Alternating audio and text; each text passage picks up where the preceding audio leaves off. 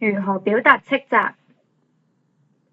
患者發病嘅時候，或者會受到病徵，例如幻覺、妄想影響，有機會出現一啲同平時唔同嘅奇異行為，為屋企人帶嚟困擾。而且患者病發嘅時候，或者難以控制情緒，可能會同屋企人出現摩擦。有部分極端嘅案例，甚至會出現一啲暴力嘅情況。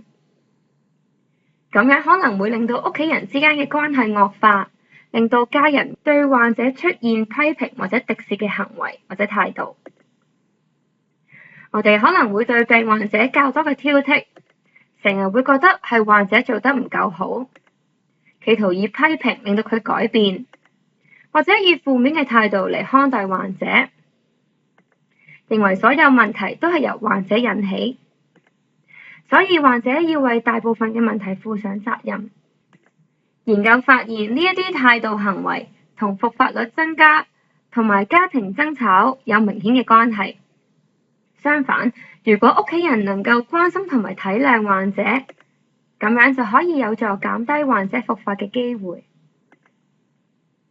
我哋要明白病同埋藥物的而且確為屋企人帶嚟一啲影響，我哋需要合理咁樣包容。但係假如果有一啲行為未必合理，無論屋企人有冇患病，我哋都需要適當咁樣表達斥責。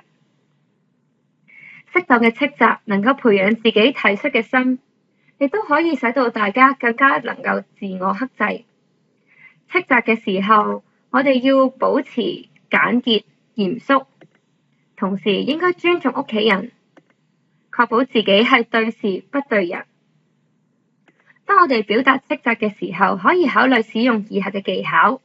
第一，講出犯錯行為，講出具體嘅行為，能夠令到屋企人清楚知道邊一啲行為係需要避免嘅。第二，解釋行為有錯嘅原因，可以解釋點解我哋認為呢一啲行為係唔適合。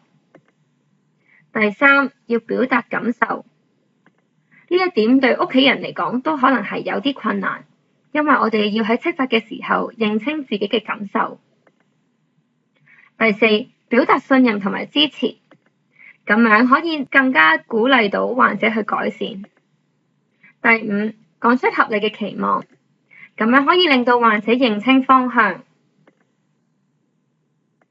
例如，如果你嘅屋企人好夜先返，你可以考慮咁樣講：你咁夜先至返，或者會遇到危險，咁樣會令到我好擔心㗎。希望你體諒，我相信你能夠令我放心啲嘅。如果你下一次要遲啲返屋企，可唔可以先打個電話俾我呢？有時候，當我哋真係感到非常之憤怒，難以控制情緒嘅時候，我哋可以考慮表達感受之後，暫時離開同埋解釋原因，並且表明自己返嚟之後，希望心平氣和咁樣處理呢個情況。例如，如果你真係好嬲，或者覺得自己未必控制到自己，你可以咁講：我而家好嬲，需要暫時離開冷靜一下。